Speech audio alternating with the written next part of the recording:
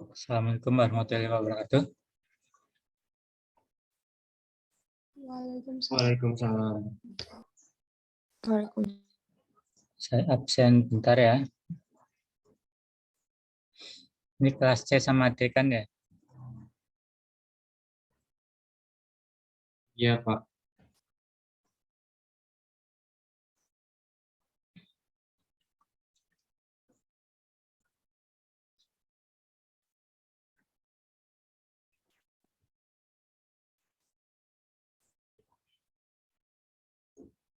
Saya absen kelas C dulu. Hilman Ahmad ada? Hilman Ahmad belum? Muhammad Iqbal? Hadir, Pak. Nada Saida? Hadir, Pak. Ira Safitri? Ira Safitri belum? Irfanuddin? Hadir, Pak. Dini Septi? Hadir, Pak. Sofyan? Hadir, Pak. Raffi Nur Ahmad?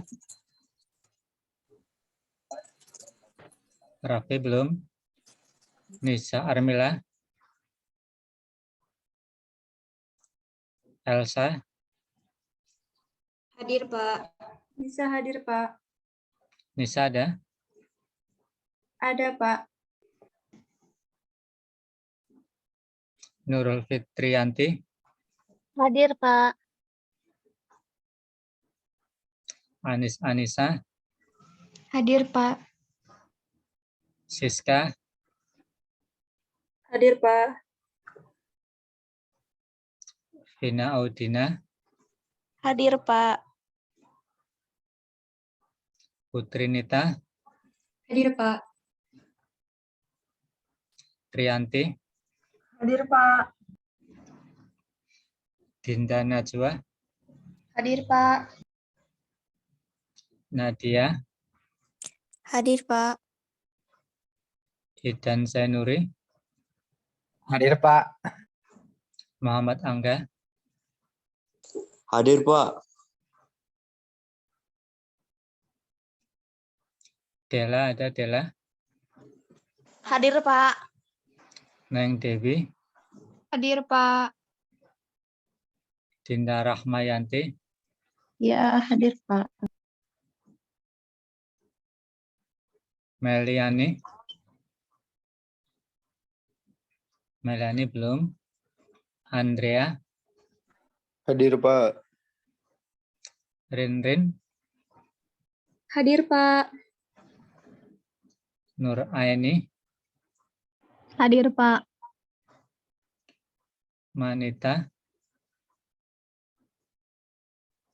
Manita belum, Raisa, Hadir, Pak.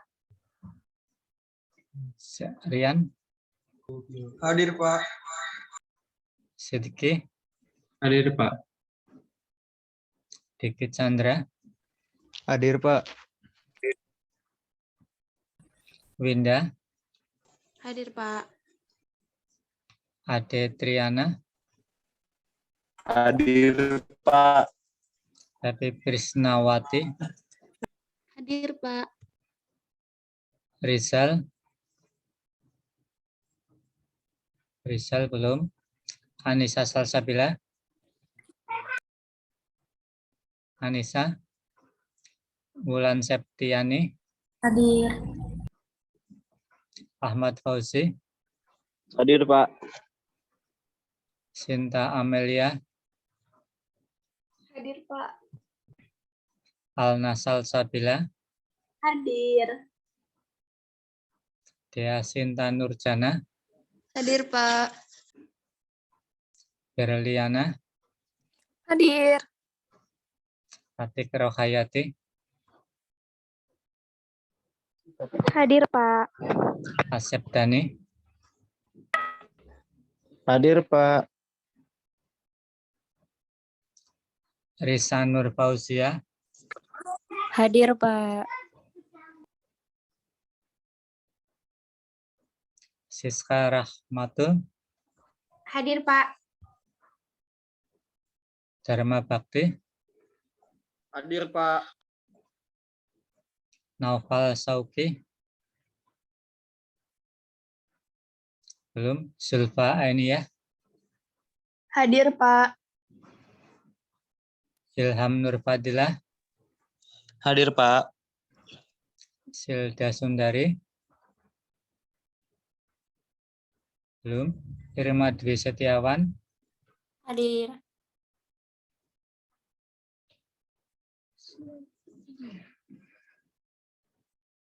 Satu, dua, delapan.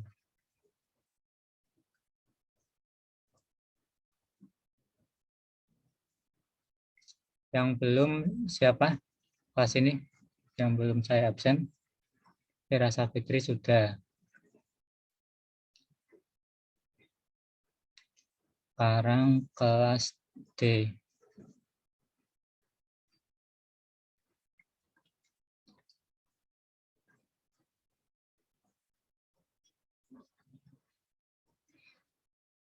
Fitri Aulianti, Hadir, Pak. Fajar Ramadan,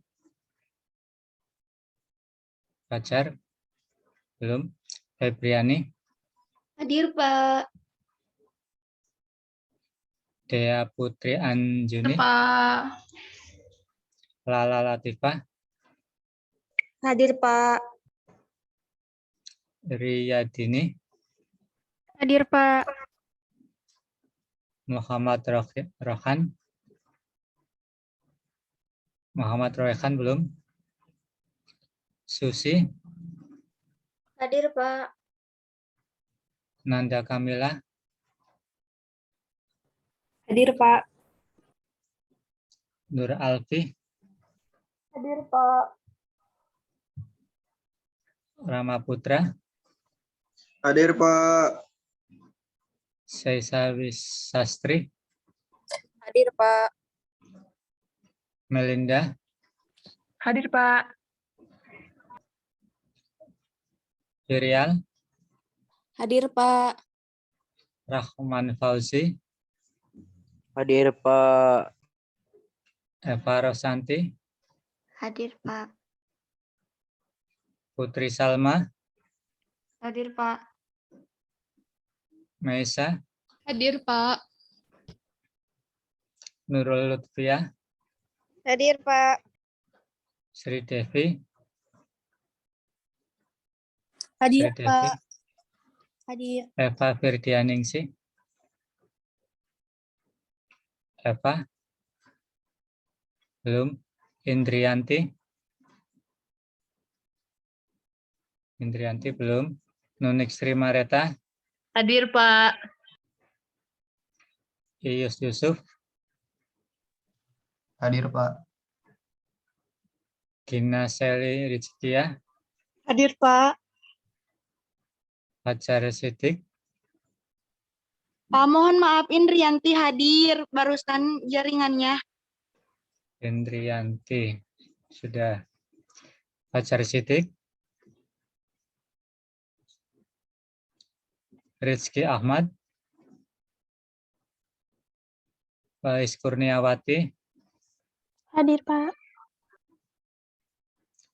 Yudila Aprilianti, Hadir, Pak.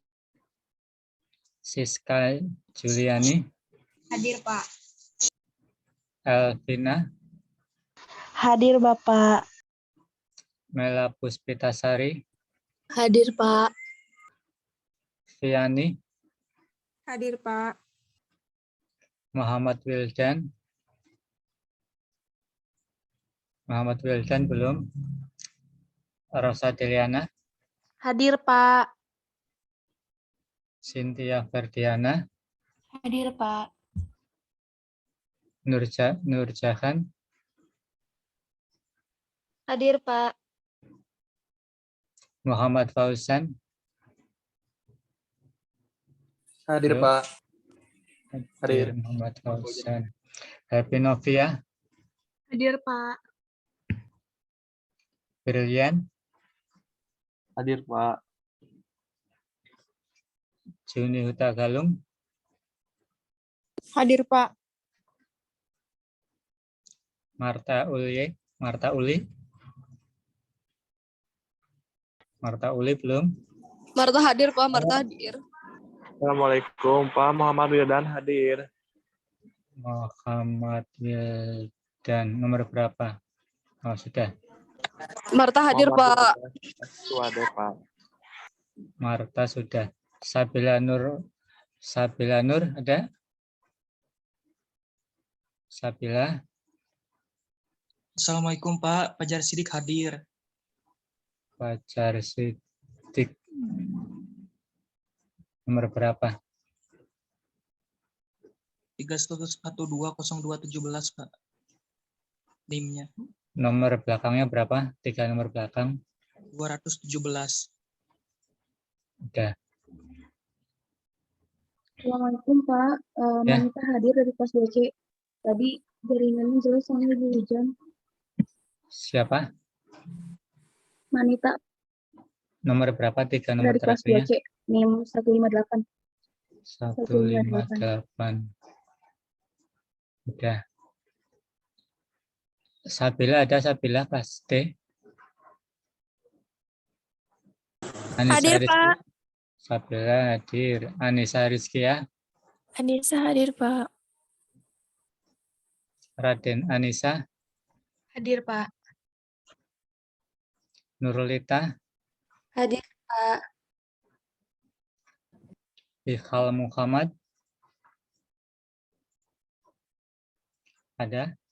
Belum. Vika Jenika, Hadir, Pak. Neng Widi, Hadir, Pak. Dila Kania, Hadir, Pak. Asrin Nurbaiti, Hadir, Pak. kelas D, ada yang belum? Yang udah ada, Fajar Ramadan, Muhammad Royhan, kemudian Eva Firdianingsih, yang Rizky Ahmad, sama Iqal Muhammad ya yang belum. Kemudian kelas B, E, C, Hilman, Raffi Nur Rahmat, dan Meliani, kemudian Rizal Husaini, Hadir, Pak. Siapa? Rizal. Rizal hadir. Anissa Anissa Salsabila, Salsabila hadir, Pak. Anissa Salsabila. Kemudian Naufal Sauki, udah ada belum? Naufal Sauki, Silda Sundari. Silda Sundari udah ada belum? Belum.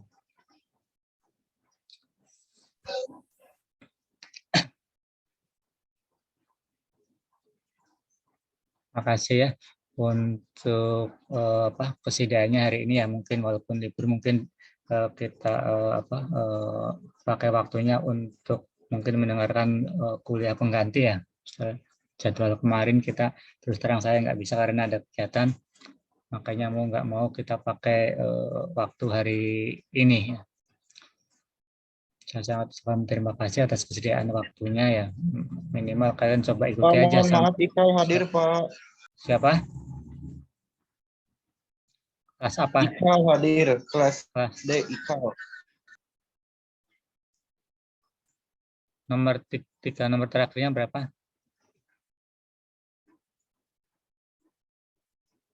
Siapa? Iqal Muhammad. Iya, Pak. Muhammad Royhan, Pak, hadir, Pak. Kelas Kelas D, 192. siapa? 192. Muhammad Royhan. Kelas 2D, Pak. Muhammad Royhan. Sudah.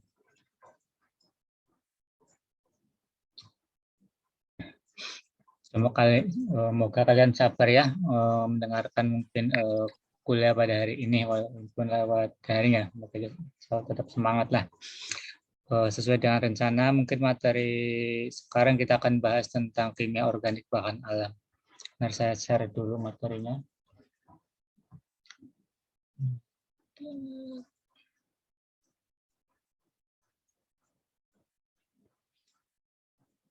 Sudah ada? Sudah, Pak. Sudah, Pak, ada, Pak. Sebagai materi ini ya, mungkin salah satu materi yang akan kita ulas sedikit ya, sebagai dasar kalian mungkin untuk materi-materi lanjutan ya, mungkin di farmakognosi ataupun bahan alam farmasi ataupun materi-materi yang ada hubungannya dengan bahan alam. Mungkin kita akan mengenalkan sedikit ya tentang senyawa-senyawa yang ada di bahan alam ya. Yang secara umum mungkin yang sering. Assalamualaikum, Pak. Salam. Eva Firdianingsih 2D. Maaf terlambat, Pak. Hadir. Coba Tadi ditulis saja di jaringannya. chat ya. Iya, Pak. Makasih, Pak.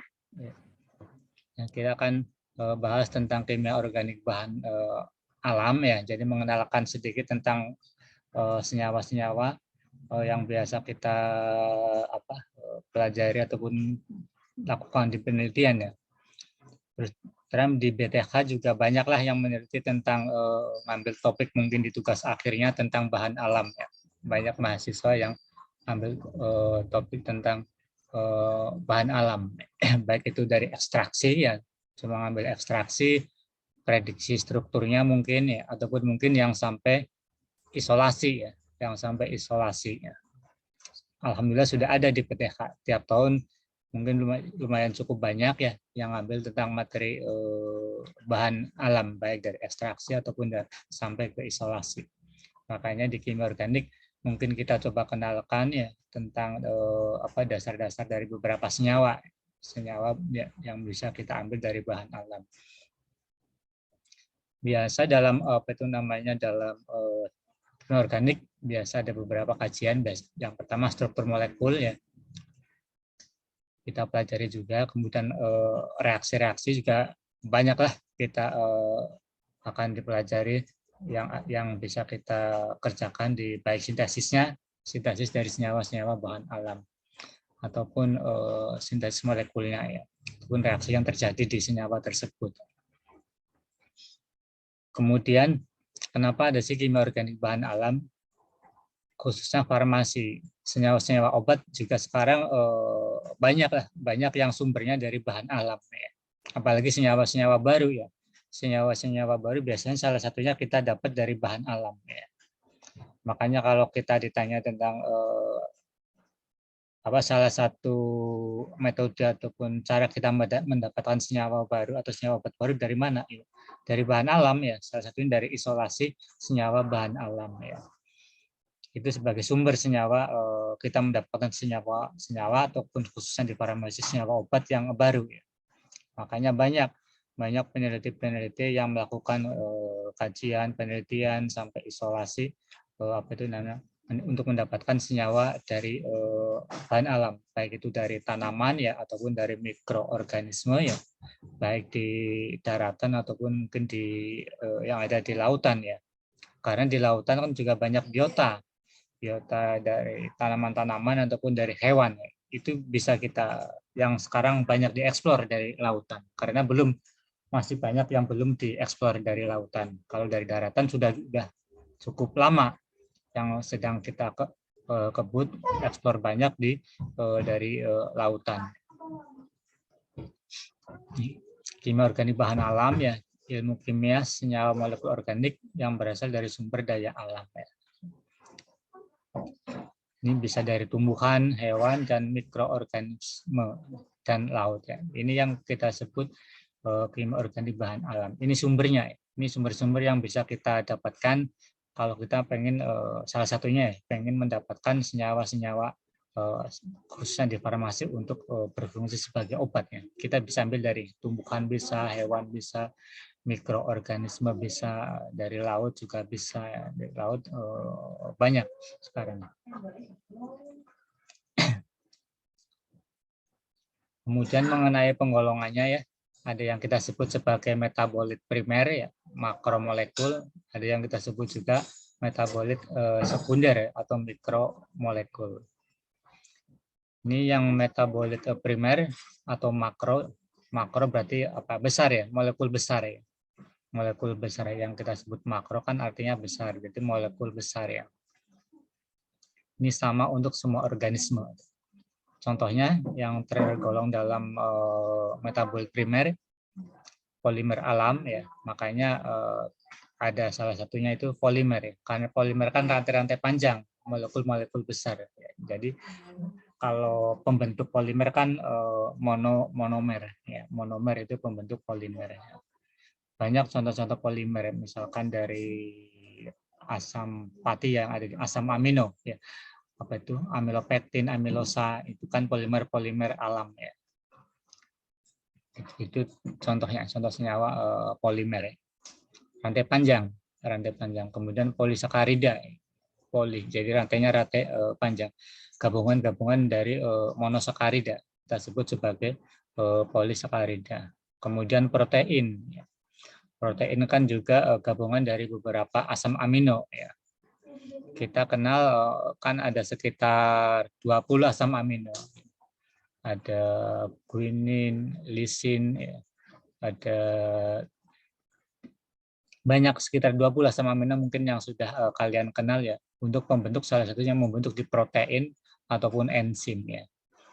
Kalau dalam interaksi obat dengan target ya, kalau dalam farmasi kan target obat ada beberapa ya. Bisa bentuknya protein, kemudian enzim, ya, ataupun DNA ataupun RNA itu kan masuk dalam golongan makromolekul.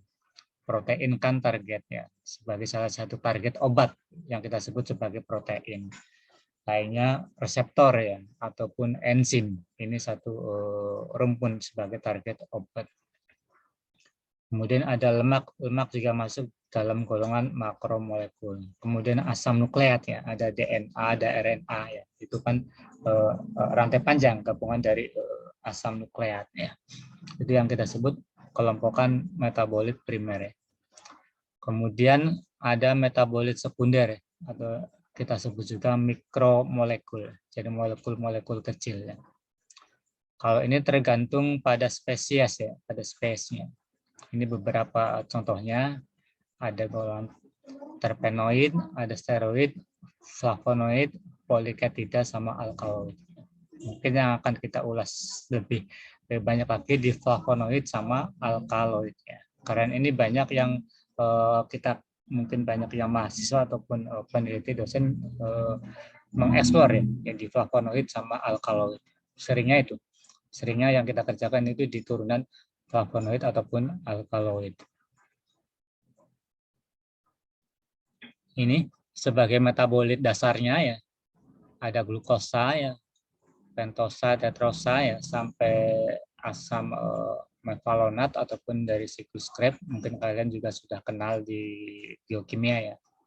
Kemudian akan dikonversi menjadi metabolit sekunder tadi, yang bentuknya polisakarida dari glukosa ya. Kemudian ada protein dari asam amino, kemudian dari lemak dari asam asetat, kemudian dari asam nukleat ya.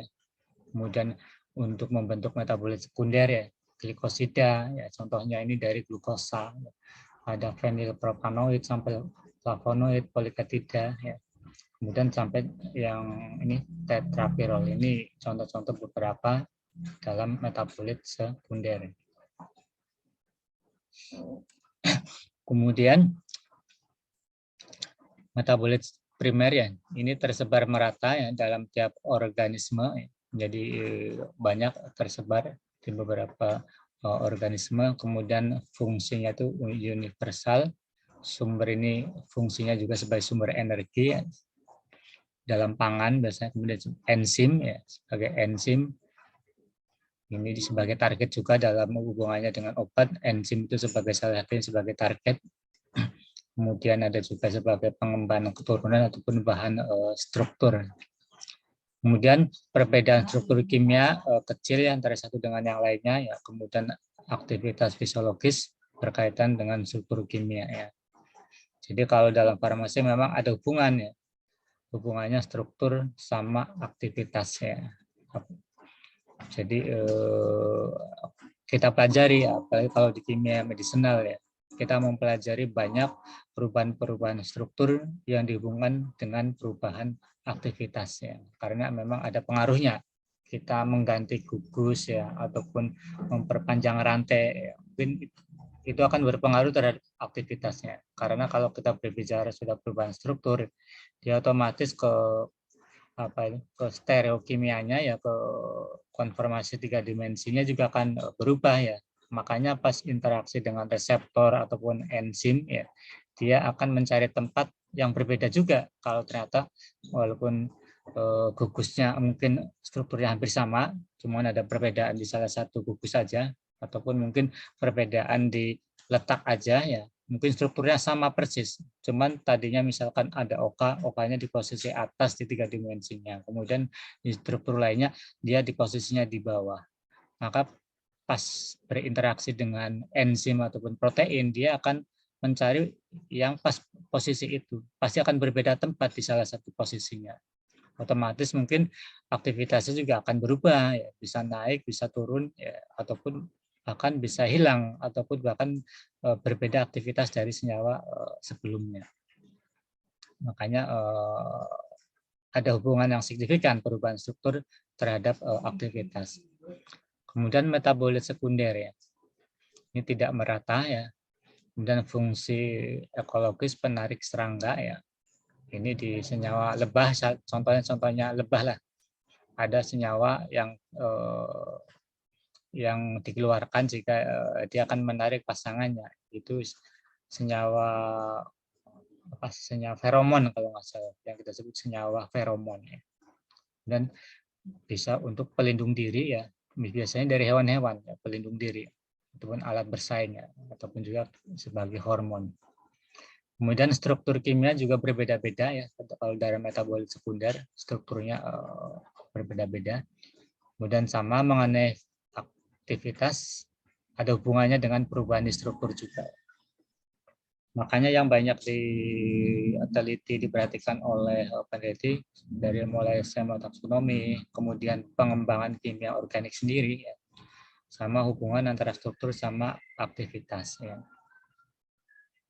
Karena salah satu kendala senyawa dari bahan alam itu kan di persennya, persen rendemannya pasti sangat kecil, ya kan ya. Mungkin kalau kita mau mendapatkan mungkin setengah gram aja mungkin butuh berkilo-kilo ataupun mungkin bahkan berton ya, karena memang sangat kecil kandungannya ya. Ada yang mungkin sangat-sangat kecil kandungannya, makanya perlu disintesis di laboratorium, otomatis akan kerjasama dengan orang-orang organik ya, khususnya orang disintesis ya. Kalau disintesis kan kita berapapun mau kita buat ya, mau kita sintesis sesuai keperluan kita bisa ya. Enaknya kalau disintesiskan gitu. Tapi kalau kita isolasi dari tanaman itu kan butuh keterbatasan ya, keterbatasan di sumbernya. Makanya salah satu solusi biasanya kita sintesis di labnya. Ya. Sekarang lebih mudah mungkin metodenya untuk mencari gimana sih caranya kita mensintesis senyawa dari bahan alam. Sudah banyaklah mungkin program komputasi ya yang bisa dipakai kita untuk mencari jalurnya, untuk mencari jalur gimana kita mencari mensintesis senyawa ini. Mungkin salah satu program yang bisa dipakai untuk mencari jalur sintesis salah satunya di Wodka. Cuma memang kalau saya teliti masih programnya masih yang berbayar, jarang. Kayaknya belum ada jarang yang gratisan. Jarang yang gratisan, program-program yang dipakai untuk mencari jalur sintesis. Masih mahal. Masih mahal. Cuman bisa, banyak program yang bisa kita pakai untuk mencari jalur sintesisnya. Bukan cuma dari senyawa bahan alam aja ya. Coba kita lihat dua turunan senyawa, dua kelompok senyawa, alkaloid dan flavonoid ya, yang sering dikerjakan. Yang sering dikerjakan di peneliti ataupun di mahasiswa. Banyak dipakai untuk target tugas akhir biasanya. Salah satunya alkaloid. Ini berasal dari tumbuhan ya, kemudian mengandung atom N ya. Ini salah satu cirinya alkaloid ya. Salah satu ciri alkaloid yang mengandung atom N, nitrogen. Karena ada atom N, otomatis dia bersifat basa, ya kan? Salah satu ciri basa organik kan ada atom N. Kenapa atom N sifatnya basa tadi? Karena di atom N itu mengandung pasangan elektron bebas ya.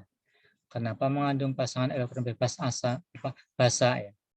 Dari teorinya teori asam basa dari Lewis ya. Kalau dari teorinya Lewis kan itu. Basa itu yang bisa atau yang menyumbangkan pasangan elektron ya. Itu. Jadi dari teorinya asam basa dari Lewis kalau kita menjelaskan kenapa yang ada atom N itu basa. Kenapa N? Karena atom N itu mengandung pasangan elektron bebas ya. Makanya sifatnya basa. Kemudian lazimnya ya merupakan bagi N-nya itu biasanya walaupun ada yang di rantai lurusnya, biasanya N-nya itu ada di cincin heterosikliknya. Jadi ada di dalam cincinnya ya. Cuman ada juga yang ada di luar cincin. Lebih banyak sebagai heterosiklik ya. Lebih banyak sebagai heterosiklik ya. Jadi di dalam cincinnya N-nya. Kemudian sama punya keaktifan fisiologis juga. Kemudian kalau di alam ya, di bagian tumbuhan ada di biji ya, kemudian daun, ranting dan kulit kayu. Ini yang mungkin kandungan alkaloidnya lebih besar ya. Ini beberapa persentase ya, misalkan ya jaringan tumbuhan sangat kecil ya. Ini ternyata alkaloid sekitar 1-15% ya. Jadi sangat kecil ya. Jadi coba bisa kita hitunglah di awal ya. Jadi kalau kita mencari misalkan 1 gram, butuh berapa kita dari daun yang kita ambil ya. Karena memang segini ya kandungannya 1-15% alkaloidnya. Contohnya ini kuinin dalam kulit kina ya 10% ya. Nah, bisa kita hitung di awal ya. Kalau kita butuh mencari kina 1 gram, berapa banyak kulit yang bisa kita pakai. Kemudian cara klasifikasi jenis struktur molekul sangat bervariasi. Dari secara struktur molekul ternyata sangat bervariasi kalau alkaloid. Bisa dikelompokkan beberapa klasifikasi. Yang pertama berdasarkan jenis cincin heterosikliknya. Jadi berdasarkan cincin heterosiklik. Kemudian 2 berdasarkan jenis tumbuhan di mana alkaloid ditemukan. Kemudian juga berdasarkan asal-usul biogenetiknya. Lebih bervariasi ya. Pintar aja. Ini biasanya penamaan enggak begitu sistematik ya. Kalau penamaan dari kimia-kimia kayak alkana, alkena, alkuna, asam karboksilat, aldehid, keton, ya ester itu kan sistematik ya. Tadi dari Yupak dia sistematik, ada aturan jelasnya gitu loh. Kalau dari bahan alam, alkaloid atau flavonoid biasanya lebih ke trivial ya, penamaannya lebih ke trivial kita kenalnya. Misalkan di sini, kalau di sini kita diberi akhiran in, contohnya tadi morfin ya. Jadi lebih ke trivial penamaannya. Jadi kalau di senyawa-senyawa organik sebelumnya kan sistematik, ada aturan jelasnya, lebih ke sistematik. Kalau dari bahan alam lebih ke trivial yang kita kenal ya. Ini beberapa contoh ya yang klasifikasi cincin heterosiklik ya. Ini yang cincin 5 heterosiklik, pyrrolidin ya, ada piperidin, ada isoquinolin ya, sampai indol ya. Jadi kalau indol ciri khasnya ya, indol ciri khasnya ada struktur bentuk segi 5 ya. Ini kita sebut sebagai indol ya. Jadi kalau ada senyawa ada nama indolnya otomatis ada ciri khas ini ya. Ada segi 5 heterosiklik dengan N. Ini kemudian yang berdasarkan alkaloid di mana dia ditemukan. Ini jenis alkaloid yang pertama ditemukan dalam suatu jenis tumbuhan ya. Contohnya alkaloid tembakau ya. Kemudian ada alkaloid Amaryllidaceae, kemudian ada alkaloid erythrina ya. Ini kalau berdasarkan sumber ya, berdasarkan sumber dia asalnya dari mana. Kemudian kelemahan cara ini, alkaloid tertentu tidak hanya ditemukan pada suatu tumbuhan tertentu. Jadi banyak tumbuhan-tumbuhan sebagai sumber alkaloid ya.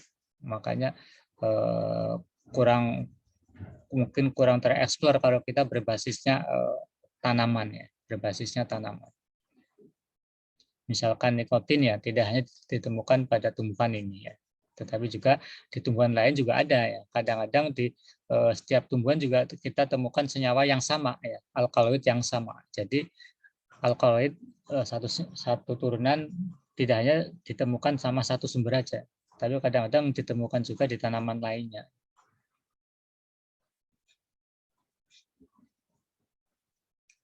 Kemudian berikutnya yang berdasarkan ini ya, yang ketiganya. Yang pertama, kelompok dari alkaloid alisiklik. Ada rantai lurusnya, ya kemudian kadang ada sikliknya juga, makanya disebut sebagai alkaloid alisiklik. Ya, maka disebut sebagai alkaloid alisiklik.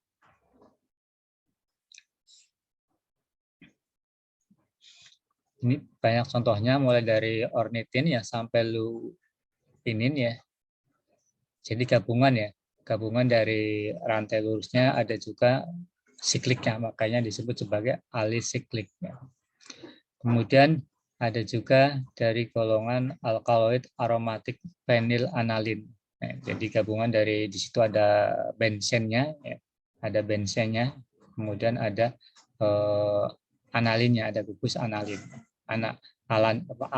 Alanin kan masuk di salah satu struktur asam amino juga kalau alanin. Ya. Makanya kalau kalian lihat lagi struktur asam amino, ya ada yang sebagai alanin. Salah satu asam amino. Ini contoh-contoh lainnya yang strukturnya lebih kompleks, laudanosin, ya, berberin, ya, koridin, morfin, ya. Ini semua ya sudah bisa disintesis di lab gitu loh, karena sudah senyawa-senyawa bahan alam yang sudah lama ditemukan, insya Allah sudah bisa disintesis secara laboratorium, ya. Kita ingat mungkin di materi awal pengenalan di pertemuan 1-2 kan senyawa bahan alam yang pertama kali berhasil disintesis kan strychnine, ya. Kita sudah pernah tampilkan strychnine, ya. Ini pertama kali sintesis dikenalkan, berhasil disintesis di lab, ya. Ini strychnine. Ini pertama kali senyawa bahan alam yang disintesis, pertama kali sintesis organik dikenalkan, karena dengan adanya penemuan gimana cara mensintesis strychnine di lab, ya. Kemudian alkaloid aromatik indol. Tadi ciri khas indol ini, ya, ciri khas indol. Ini golongan-golongan indol. Ya. Ada cincin limanya,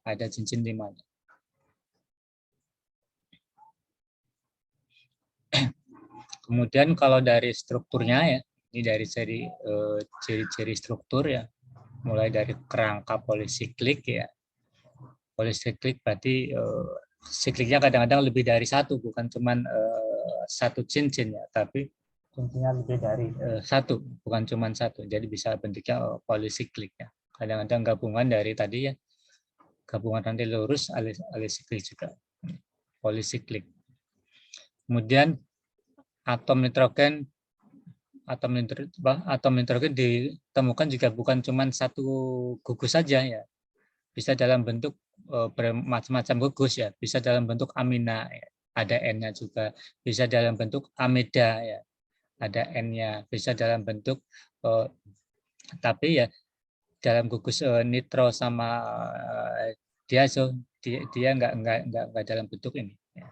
Umumnya ya dalam bentuk amina sama amida, ya. Jarang di dalam bentuk nitro, ya, sama diazo. Kemudian substituen oksigen, ya, juga kadang-kadang ditemukan di struktur alkaloid, ya. Jadi struktur oksigen juga sering ditemukan juga di alkaloid, ya. Tapi dalam bentuk fenol, ya, dalam bentuk metoksi, kemudian metilen dioksi, ya. Ini letaknya pada posisi para meta di cincin aromatik, ya. Jadi gugus fenol, metoksi, metilen dioksi ini menempel di para atau meta cincin aromatiknya. Kemudian ada juga substituen, ya, bentuknya NCH3, N-metil. Ini juga sering ditemukan di struktur alkaloidnya. Kemudian ini ya beberapa biosintesa alkaloid. Jadi kalau bahan alam, senyawa bahan alam biasanya banyak yang sintesisnya itu secara biosintesa, ya. Jadi kadang-kadang kita pakai dibantu oleh katalis enzim, ya. Sering dibantu sama dengan adanya katalis. Kalau dalam reaksi biasa kan pakai katalis kimia, ya, bisa asam, bisa basa, bisa logam, ya. Tapi kalau sintesis senyawa bahan alam banyak yang secara biosintesa. Jadi katalisnya banyak yang pakai enzim. Ini pertama kali, ya, Pictet dan Robinson, ya, mula-mula menemukan banyak alkaloid aromatik, ya, mempunyai struktur yang p-aryl etilamina, ya. Ini pertama kali ditemukan oleh Robinson, ya. Ini cara sintesisnya, dia mensintesis dari aryl etilamina, ya, untuk membuat laudanosin, ya. Ini pertama kali ditemukan biosintesa alkaloida. Kemudian ini beberapa contoh mekanisme alkaloid ya. Mungkin kita lewati aja ya. Ini yang digambar hidroksifenilalanin. Ini beberapa biosintesa lagi. Banyak, mungkin kalau kita searching di internet sudah banyaklah contoh-contoh mekanisme sintesis ya. Cuma kan di sini kita nggak sampai detail menjelaskan bagaimana sih mekanisme pembentukannya ya. Kita coba menampilkan aja beberapa biosintesanya aja ya. Ini misalkan biosintesa nikotin ya dan anabasin ya. Ini juga ada jalurnya ya. Misalkan anabasin ini ya, dari lisin ya. Ini nikotin ya. Nikotin awalnya itu dia itu di sintesis sumber awalnya dari ornitin ya. Ini jalurnya. Memang biasanya kalau kita mensintesis senyawa bahan alam, karena memang senyawanya kalau dari bahan alam itu kompleks ya. Biasanya itu tahapnya juga banyak ya, bukan 1 sampai 5, kadang-kadang malah 10 lebih tahapan mensintesis senyawa bahan alam ya. Seperti mungkin pada sintesis strychnine. Kan dia sampai 15 sampai 20-an tahapan sampai didapatkan strychnine ya. Karena memang strukturnya lumayan kompleks ya. Dari jalur ini reaksinya ya. Sebagai contoh aja. Ini biosintesa yang lainnya ya. Banyaklah sekarang senyawa-senyawa bahan alam yang sudah berhasil disintesis ya. Tetap walaupun biosintesis tapi kan dikerjakannya di lab ya. Biosintesis cuma kita kerjakannya di lab. Cuman tadi ya udah pakai katalisnya itu katalis enzim. Ini tadi pakai mutase dehidrogenase ya, kalau ase kan pakai enzim ya, pakai enzim. Oksiglutarate ya, ini kan sifatnya itu enzim. Enzim itu sebagai katalis, hampir sama. Kalau di reaksi kimia biasa kan katalis bisa bentuknya asam, basa, logam ya. Kalau di biosintesa biasanya tadi bio, jadi dari katalis ya, ya katalisnya itu sebagai dari enzim. Banyak senyawa-senyawa bahan alam yang sudah berhasil ya dilakukan biosintesis. Ini kita langsung mungkin masuk yang berikutnya aja, misalnya ini yang indol ya, yang indol juga banyak. Karena yang flavonoid ya, kita coba kenalkan mungkin tentang flavonoid ya. Kalau tadi alkaloid kan ciri khasnya itu ada atom N-nya, itu sebagai salah satu ciri ya, salah satu ciri alkaloid ya, salah satu ciri alkaloid. Kemudian flavonoid ini senyawa fenolik, ini banyak sebagai satu warna alam ya. Kemudian merupakan kelompok senyawa fenol yang paling besar di alam, sebagai bentuknya bentuk fenol ya. Ini bisa warna merah ya, ungu, biru ya. Banyak lah bimbingan bukan dari tanaman, mungkin yang dari mikroorganisme ya. Ada beberapa mungkin tugas akhir yang mengambil isolasi senyawa zat warna ya dari mikroorganisme.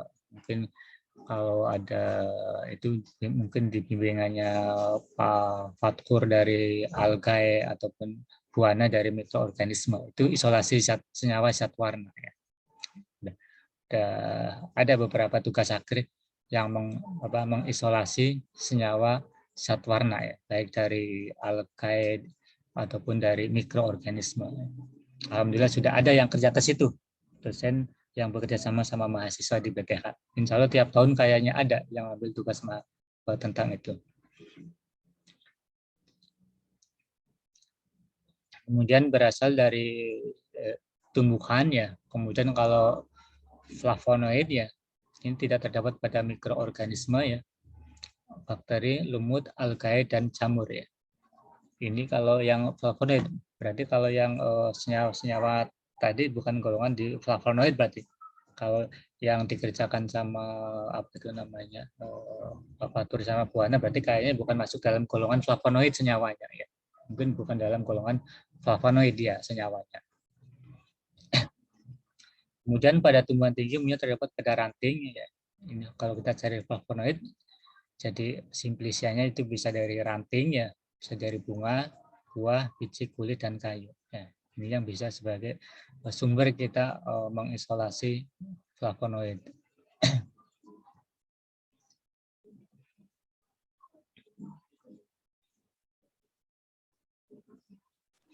Kemudian ini mungkin yang penting flavonoid yang mempunyai kerangka dasar karbon ya. Jadi yang menjadi salah satu ciri khasnya ya flavonoid yang mempunyai kerangka dasar karbon yang terdiri dari 15 atom karbon ya. Ini salah satu sebagai ciri flavonoid di mana dua cincin benzen ya. Jadi ada dua cincin benzen C6 yang terikat pada suatu rantai propan ya. Biasanya bentuknya C6 atau benzen, kemudian di linkernya atau penghubungnya C3 baru ada benzen lagi. Ini sebagai salah satu ciri kalau kita menemukan senyawa yang nggak ada benzen, kemudian ada rantai C3 sama benzen, itu kemungkinan besar flavonoid ya, kemungkinan besar flavonoid ya.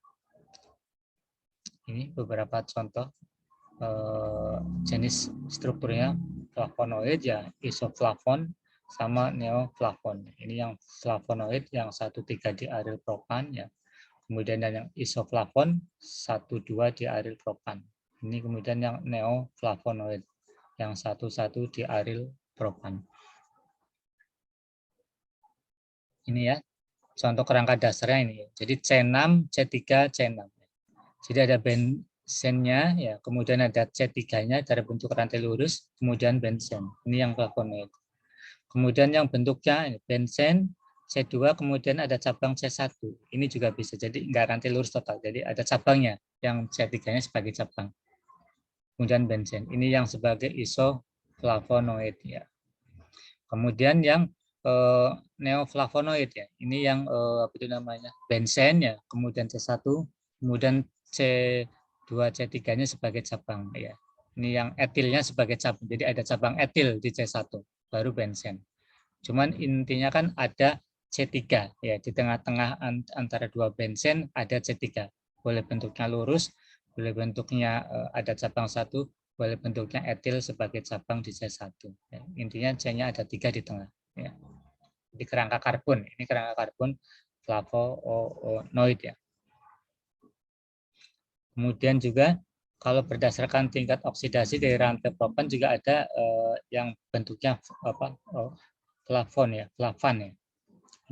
Ini juga biasanya sebagai salah satu ciri juga ya. Ada atom O di heterosikliknya ya. Kalau tadi apa itu namanya alkaloid kan ada atom N di heterosikliknya. Ya. Tapi kalau flavonoid adanya atom O, ya. Adanya atom O di heterosikliknya. Ini juga sebagai flavonoid ya. Kalau ada struktur yang kayak gini juga sebagai flavonoid ya. Ini juga sebagai cirinya. Struktur dasar ini juga sebagai ciri yang pertama. Ini ciri yang kedua ada. Ini ya, 2 fenil yang kroman ya. Jadi ini sebagai cirinya ya. Jadi A, B, C. Kalau ada struktur dasar ini berarti dia masuk dalam golongan flavonoid. 2 fenil kroman. Nah ini ya, kali ini salah satu contoh apa itu namanya senyawa. Kalau ini struktur dari kurkumin ya. Kalau kurkumin ini turunan fenol ya. Ini yang sebagai fenol, fenolik ya. Ini yang ada 2 fenol. Ini turunan struktur dari kurkumin ini. Nah, itu contoh struktur kurkumin. Ini kalau ini turunan fenolik ya. Fenol kan ini, kalian kan sudah kenal mungkin di praktikum pas uji fenolik ya. Ini ada benzen, ada OH, itu yang kita sebut sebagai fenol. Ini ada beberapa klasifikasi, sama banyak ya. Di flavonoid juga sama, di flavonoid juga banyak ya. Intinya udah banyak ditemukan banyak turunan-turunan senyawa golongan mulai dari alkaloidnya sendiri ataupun flavonoid. Makanya kalau kita apa itu namanya searching di internet sudah banyak yang berhasil isolasi dari tanaman. Cuman memang kita nggak tahu ya kandungan alkaloid misalkan di tanaman tapak darah, alkaloidnya ada berapa nih, flavonoidnya ada berapa nih, kita nggak tahu gitu loh. Karena memang kandungannya kadang-kadang ya lebih dari banyak ratusan, kita nggak tahu. Makanya sampai sekarang pun masih banyak mungkin penelitian yang apa itu namanya fokus isolasi mungkin di tapak darah ataupun di tanaman, mungkin di tanaman apa itu sirsak. Karena kita memang nggak tahu apakah sudah ditemukan semua belum kandungan alkaloidnya ataupun flavonoidnya. Makanya banyak mungkin peneliti yang masih mengerjakan isolasi dari tanaman-tanaman yang sama, karena kita nggak tahu senyawa itu sudah habis atau belum. Insya Allah kalau senyawa bahan alam banyak. Tapi kalau orang yang kerjanya di bahan alam kan kalau menemukan senyawa baru kan itu yang target utama ya. Jadi kalau orang bahan alam isolasi kalau yang target utama ya pengennya menemukan senyawa baru gitu ya. Walaupun mungkin pas kerjanya kadang-kadang banyakkan yang diidentifikasi ternyata yang sudah ditemukan ya.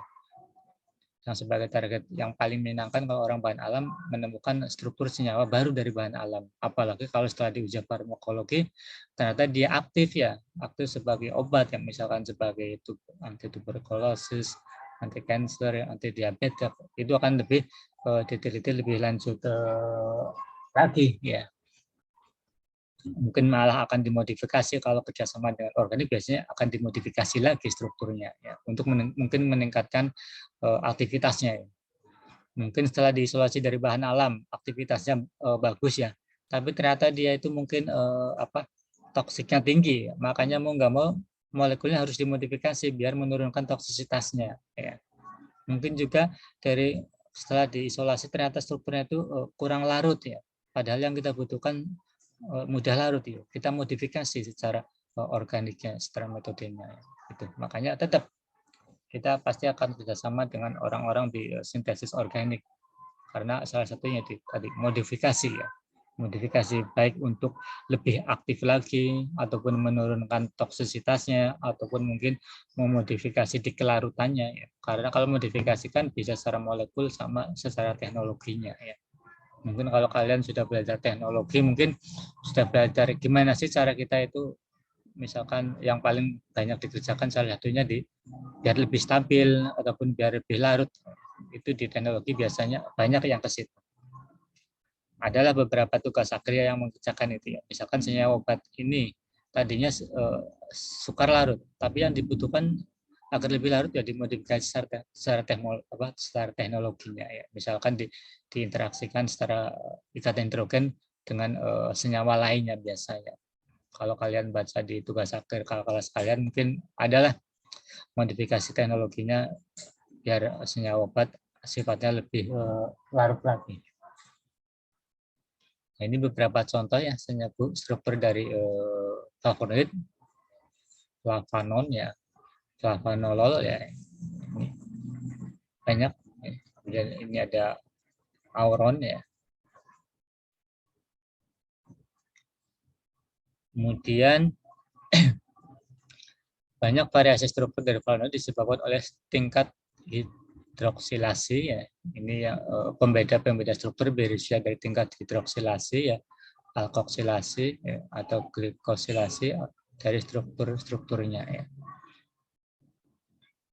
Kemudian senyawa-senyawa isoflavon dan neoflavon hanya ditemukan dalam beberapa jenis tumbuhan ya.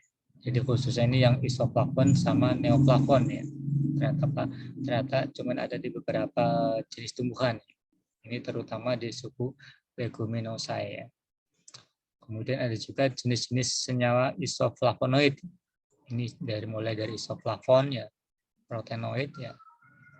Ini kan nama-nama trivial tadi. Jadi memang kita kenalnya kalau nama-nama dari struktur bahan alam biasanya memang trivial, yang lebih kita kenal trivial. Karena tadi ya di awal tidak ada penamaan secara sistematik ya. Jadi tidak ada penamaan secara sistematik.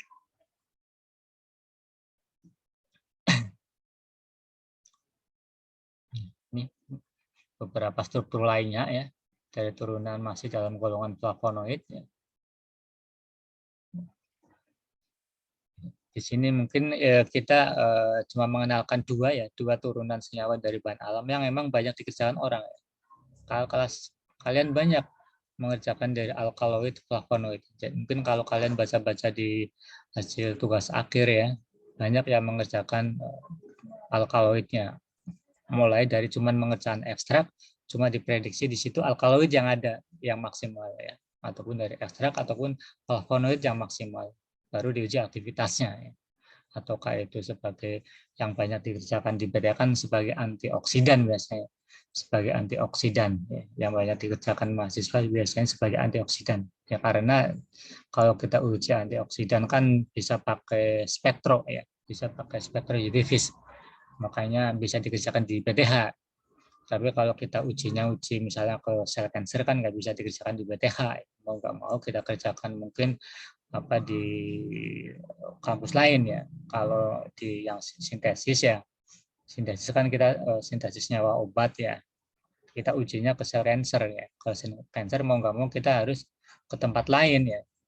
Kalau kita ngujinya ke sel cancer itu ke UGM ya, di Fakultas Kedokteran UGM ya. Tahun ini kita juga uji ke sel cancer, kita juga ujinya ke Fakultas Kedokteran UGM di lab parasitologi.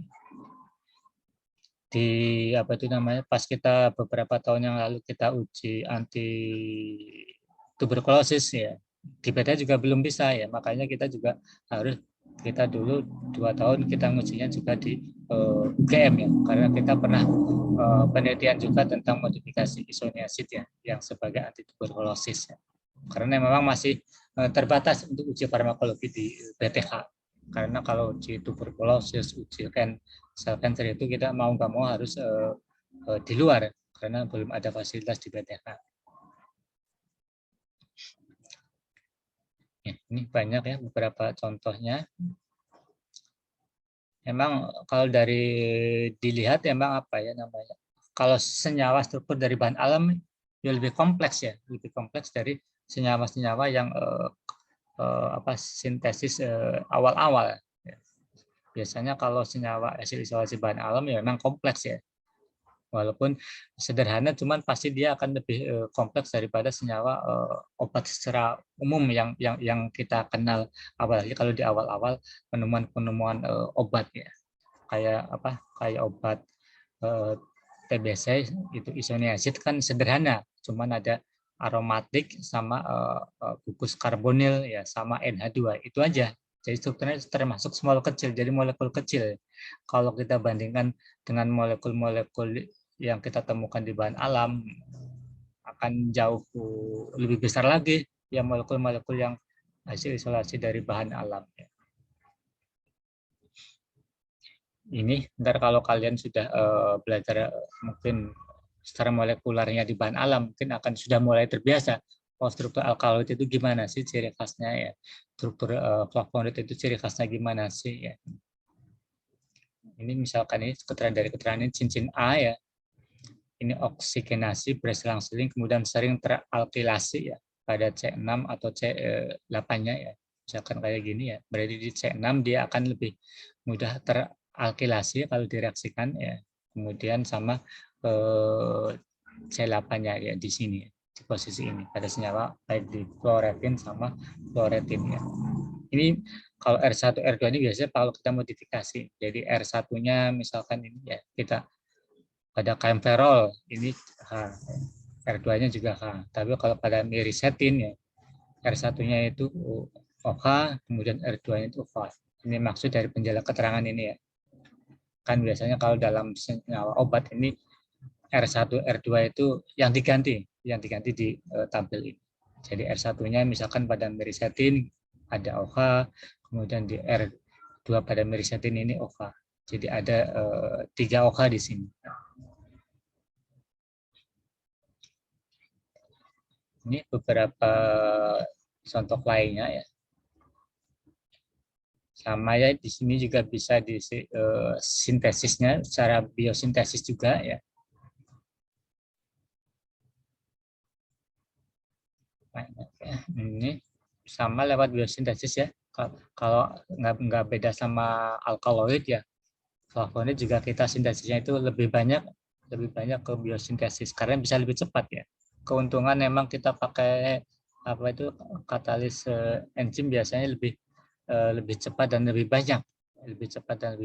Salah satu contoh mungkin logika kita mungkin kalau kita pembuatan jamur di tempe ya, ataupun mungkin bakteri-bakteri itu kan lebih cepat pertumbuhannya ya. Kalau mikroorganisme kan keuntungannya pertumbuhannya itu lebih cepat ya. Pertumbuhannya itu lebih cepat kalau hubungannya dengan mikroorganisme. Ya. Itu mungkin banyaklah contoh-contoh senyawa dari flavonoid ya. Ini jalur-jalurnya ya. Ini beberapa perubahan ya, hubungan antara struktur. Intinya kalau kita sudah sampai belajar di kimia medisinal, kita akan mempelajari nih hubungan perubahan dari strukturnya sendiri terhadap aktivitasnya. Walaupun mungkin sama-sama dia itu turunan mungkin flavonon ya, cuman ada perubahan di gugus-gugus sampingnya aja mungkin ya. Mungkin OH yang di sini ada OH, mungkin di sisi lainnya ternyata mungkin apa itu namanya ada MET gitu. Ntar otomatis aktivitasnya juga akan ada perbedaan kalau kita uji di farmakologi ya. Makanya kalau kita sudah berbicara struktur senyawa, pasti ada hubungannya dengan perubahannya struktur terhadap di aktivitasnya ya. Karena tadi kalau kita sudah belajar di kimia medisinal, kita sudah belajar itu. Ternyata ada pengaruhnya nih. Satu gugus atom aja yang berbeda, pengaruh di aktivitas juga akan berbeda juga. Banyak ya, kita juga di yang bimbingan saya juga banyak ya yang sudah mengerjakan, khususnya emang di komputasinya, di komputasi sudah banyak yang mengerjakan senyawa-senyawa dari bahan alam ya. Karena mungkin di akhir kita kenalkan beberapa penelitian dari screening dari bahan alam ya, yang sudah kita yang sudah kita teliti. Salah satunya sebagai tugas akhir ya, baik yang sudah kita publikasikan ataupun yang kita publikasikan dalam bentuk artikel ataupun dalam bentuk buku ya. Kita alhamdulillah sudah ada beberapa senyawa-senyawa dari bahan alam ya. Jadi bisa aja pekerjaannya full komputasi dari senyawa bahan alam. Banyak. Sekarang aja yang tugas akhir banyak yang mengerjakan komputasi menguji dari senyawa-senyawa bahan alam, diuji aktivitasnya ya. Interaksinya terhadap reseptor mungkin pada anti-cancer, mungkin pada anti-tuberkulosis ya. Full komputasinya, kalau full komputasinya biasanya senyawa yang kita ambil yang screening banyak ya. Kalau contohnya mungkin tahun kemarin ya kita yang ada mengerjakan alkaloid ya, ada yang khusus mengerjakan alkaloid satu mahasiswa, kemudian ada juga yang mengerjakan flavonoid ya. Jadi masing-masing mahasiswa mengerjakan alkaloid satu, kemudian flavonoid satu. Itu aja banyak kita screening ya. Di alkaloid aja banyak sekitar hampir 400 sampai 500 senyawa yang kita screening ya. Untuk mendapatkan kalau ujinya kita itu tahun kemarin untuk prediksi sebagai coronavirusnya. Begitu juga sama flavonoid ya. Kita juga men-screening sekitar 300 sampai 400 senyawa. Kok banyak ya? Karena senyawa-senyawa itu sudah banyak di referensi di internet ya. Jadi kita tinggal download aja struktur-struktur masuk dalam golongan alkaloid, struktur dalam golongan flavonoid. Insya Allah kita sudah bisa mudah dapat ya, bisa kita dapat di internet struktur-struktur itu. Karena banyak website yang menyediakan struktur senyawa baik dari bahan alam ataupun dari bahan yang obat sintetis. Itu insya Allah sudah banyak tersedia. Tergantung kita ya, tergantung kemampuan kita mau memanfaatkan data yang sudah ada di internet ya. Karena data-data di internet banyak yang bisa kita manfaatkan untuk penelitian. Ini sampainya ya. Ini variasi struktur dari flavonoid ya. Beberapa variasi ini lumayan cukup panjang nih. Cryptomerin ya, ada 2 kali. Ini kan struktur yang pada cryptomerin ya. Ini hampir sama kan Jadi di double strukturnya. Kalau kita sudah belajar kimia medisinal ada ya salah satu metode modifikasi molekul namanya duplikasi. Duplikasi itu artinya mencerminkan dirinya sendiri ya. Tujuannya apa? Tujuannya untuk meningkatkan aktivitas ya. Itu kita ada di materi modifikasi molekul. Salah satu caranya dengan duplikasi. Jadi mencerminkan struktur dirinya sendiri. Kayak gini kan, ini kan struktur yang sama, ya. Cuma di double. Cuma tinggal diuji aktivitasnya. Apakah dia meningkat atau turun ya. Ini tinggal diuji secara farmakologinya. Itu sebagai salah satu cara kita memodifikasi. Cuman umumnya memang kalau kita duplikasi struktur awal akan meningkat. Cuma ada batasnya. Sampai berapa kali dia duplikasi dia akan meningkat. Sampai di batas maksimal dia duplikasi dia akan turun kalau tetap diduplikasi. Ya.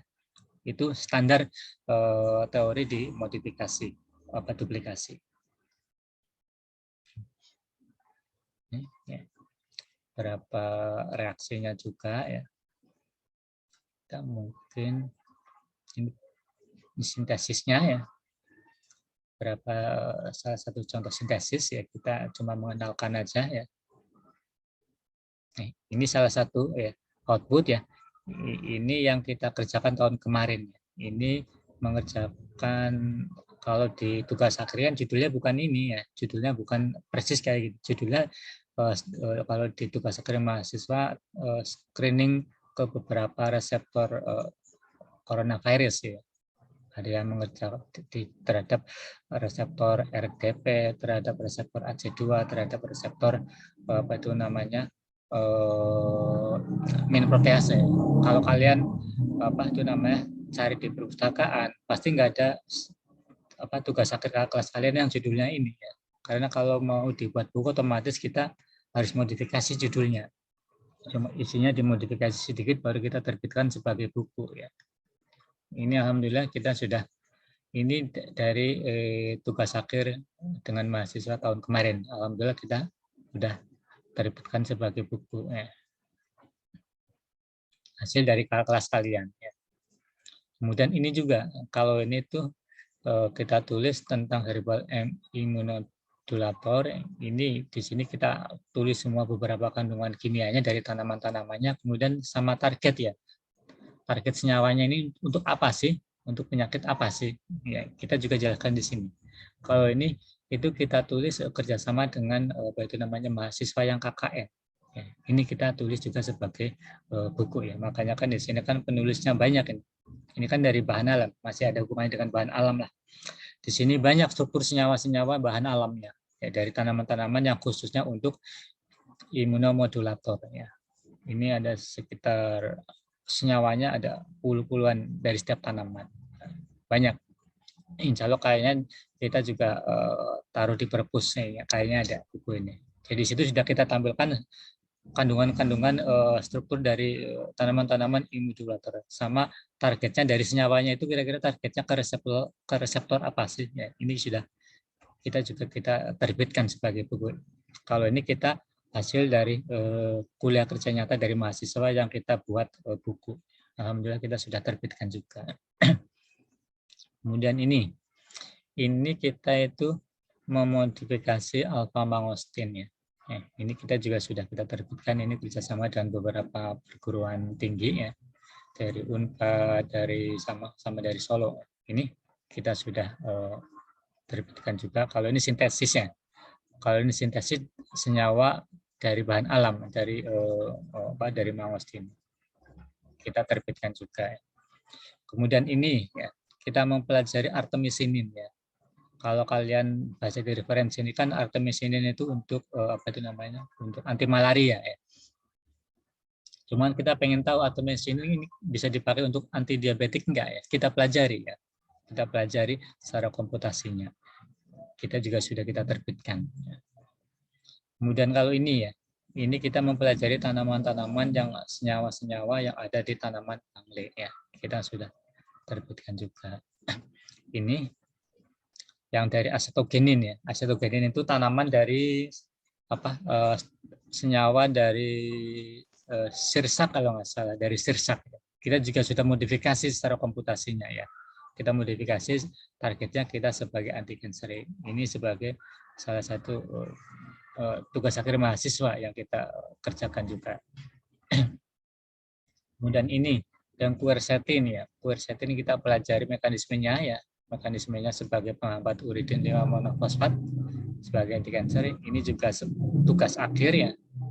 Cuman kita terbitkan juga di jurnal. Insya Allah sudah banyak ya.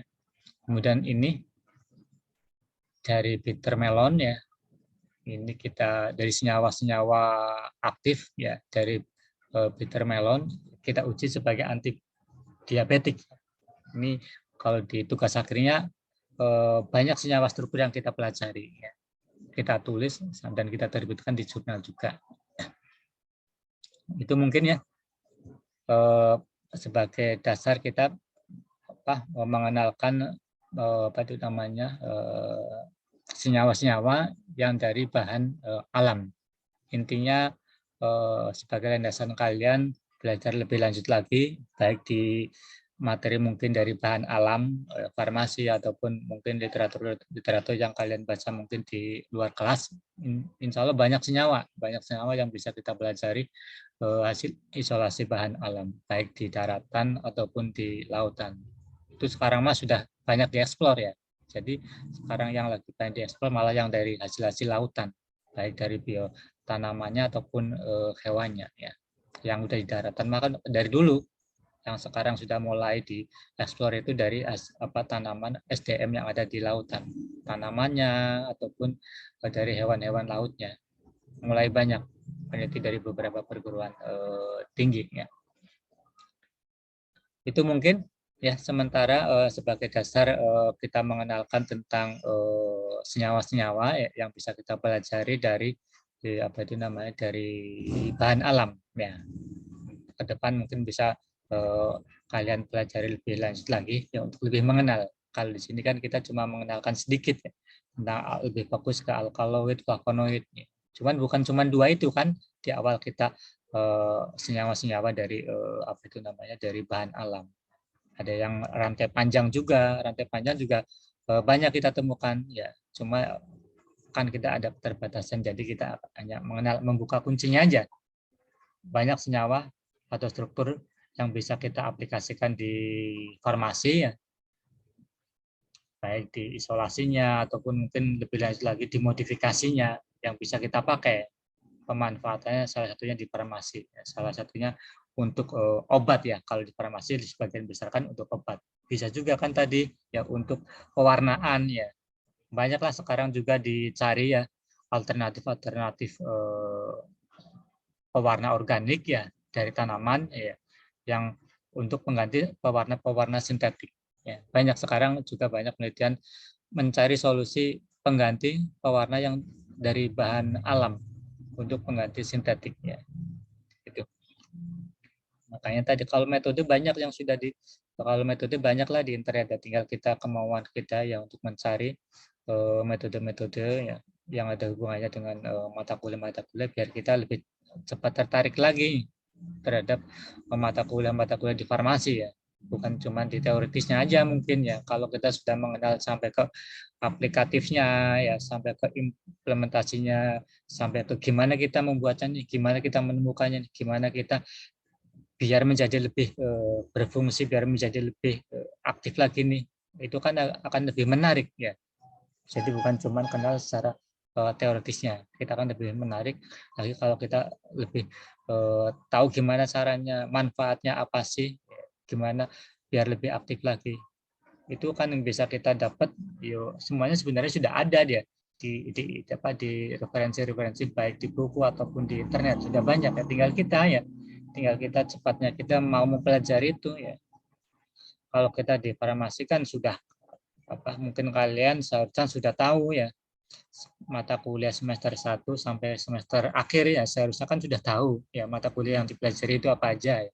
Bisa aja mungkin semester ini kalian bisa mempelajari semester pas mata kuliah di semester 8-nya. Bisa aja ya. Nggak akan kita larang gitu loh.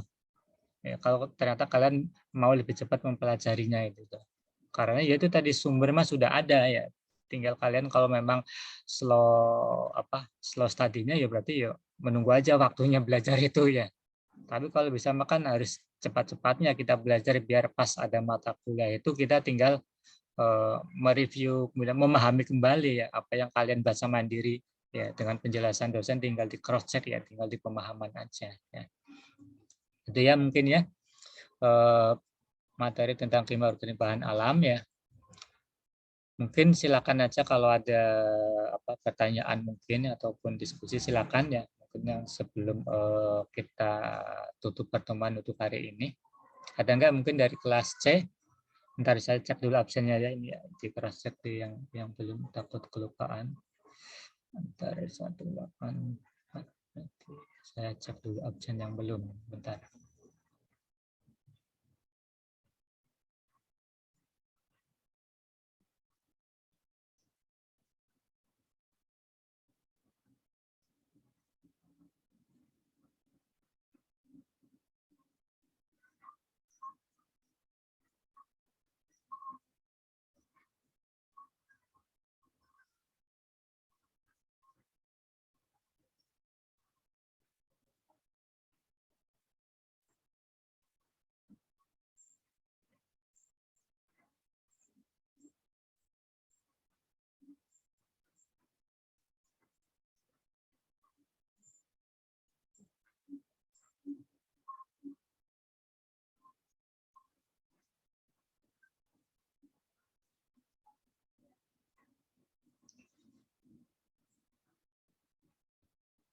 Bentar saya.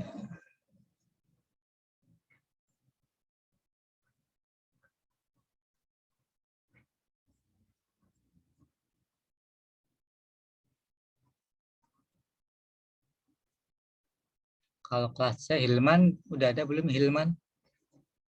Hilman nggak ada. Raffi Nur Rahmat nggak ada. Meliani nggak ada. Meliani. Novel Sauki nggak ada. Cindy Sundari ada. Itu kelas C ya. Untuk kelas D saya coba cek lagi. Fajar Ramadan, Eva Firdianingsih masih nggak ada. Hadir, Pak. Hadir. Hadir. Eva Firdianingsih hadir. Oke. Kemudian Rizky Ahmad Rojak. Hadir Pak, hadir. Hadir. Kemudian sudah. Mungkin itu untuk kehadiran sudah saya cek semua ya. Ada pertanyaan mungkin dari kelas C? Ada nggak? Cukup? Kelas D? Cukup Pak. Cukup ya. Makasih. Ntar mungkin materi akan saya share juga ya. Kalian tinggal coba pahami aja. Diskusi silakan, diskusi di kelas boleh, diskusi datang langsung ke ruangan saya juga silakan ya.